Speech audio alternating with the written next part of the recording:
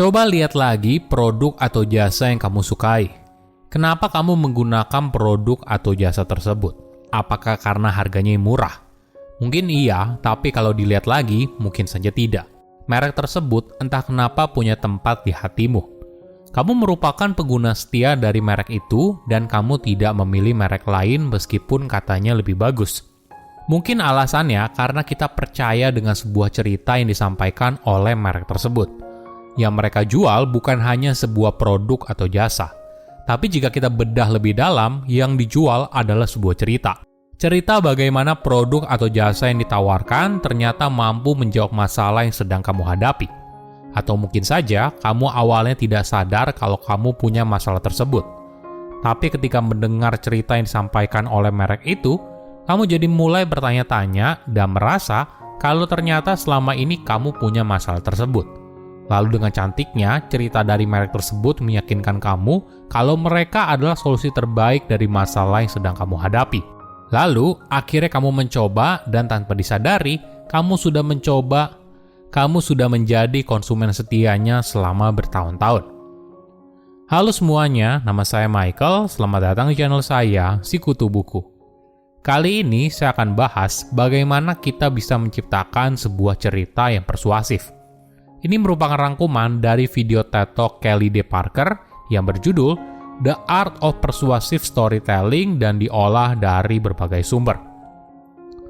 Sebuah cerita bukan hanya untuk buku, film, atau hiburan. Cerita merupakan salah satu kekuatan di dunia untuk terhubung dan pengaruhi mindset, kepercayaan, dan perilaku. Menurut Profesor Komunikasi dari University of Buffalo bernama Melanie Green, seseorang akan lebih mungkin buat perubahan pada gaya hidupnya ketika dia melihat seorang yang mirip juga dengan mereka melakukan hal yang sama. Menariknya, ketika kita mendengar sebuah cerita, gelombang otak kita mulai tersinkron dengan si pencerita. Semakin tinggi pemahaman si pendengar, maka semakin mirip gelombang otak mereka. Jadi tidak aneh jika kita sering dengar ungkapan kalau kita perlu berada di gelombang yang sama. Sebuah cerita yang menarik bukan hanya bermanfaat apabila kita ingin menjual sebuah produk atau jasa. Tapi sebuah cerita yang menarik ternyata bisa mengubah dunia loh. Bayangkan kamu punya sebuah ide yang brilian, tapi jika kamu tidak bisa mengkomunikasikannya dengan baik, jangan harap idemu itu bisa dijalankan. Wajar saja, memahami sebuah ide baru memang tidak mudah. Tapi dengan sebuah cerita yang sederhana, maka hal ini bisa jadi jembatan antara apa yang ada di pikiran seorang menuju sesuatu yang kamu inginkan.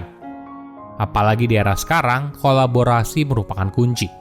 Kita tidak bisa menjalankan semuanya sendirian. Kita perlu bergerak bersama dalam sebuah tim, baik tim internal maupun tim eksternal, misalnya dengan agensi.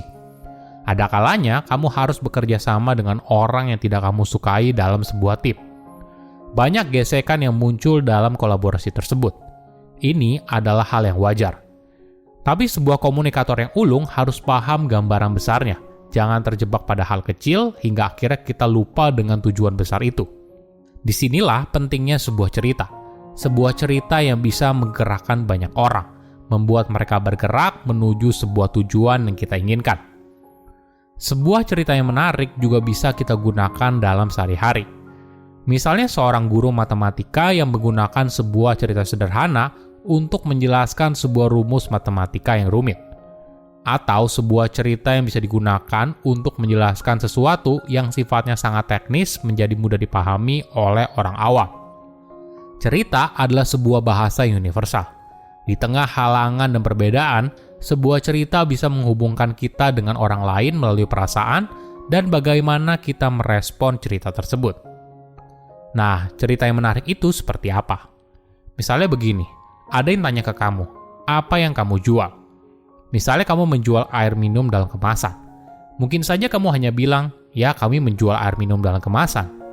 Nah, bagaimana bila kamu justru membuatnya menjadi sebuah cerita? Air merupakan bagian penting dalam hidup manusia. Memilih air minum tidak boleh sembarang air.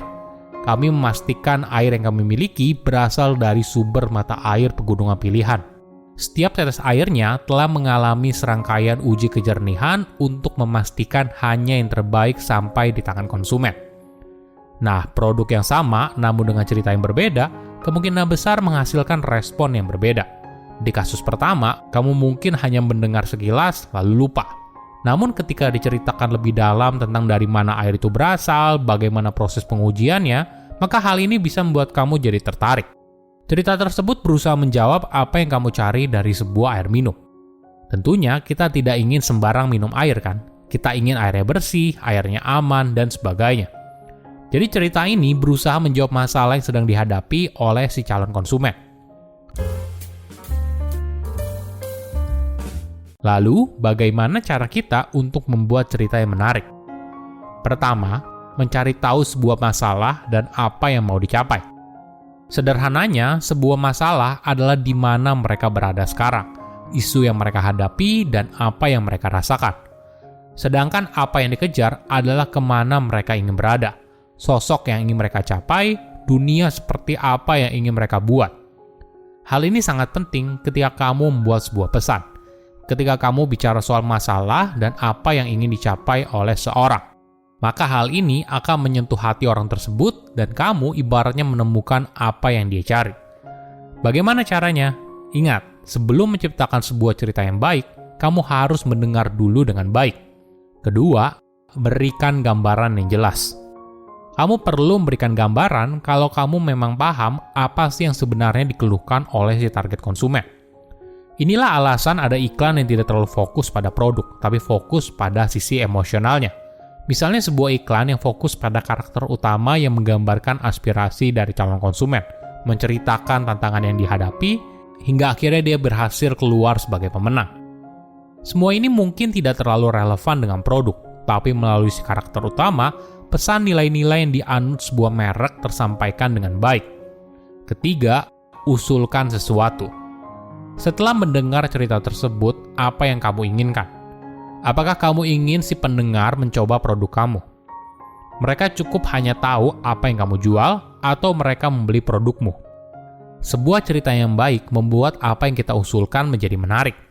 Karena males kan, tiba-tiba ada orang datang nawarin sesuatu buat kamu. Tapi ketika kita memulainya dengan sebuah cerita, kenapa kamu butuh produk atau jasa tersebut, kenapa hal ini penting buat kamu, maka kemungkinan besar kamu mungkin saja menerima apa yang diusulkan si pencerita. Cerita bukanlah hanya sebuah cerita belaka.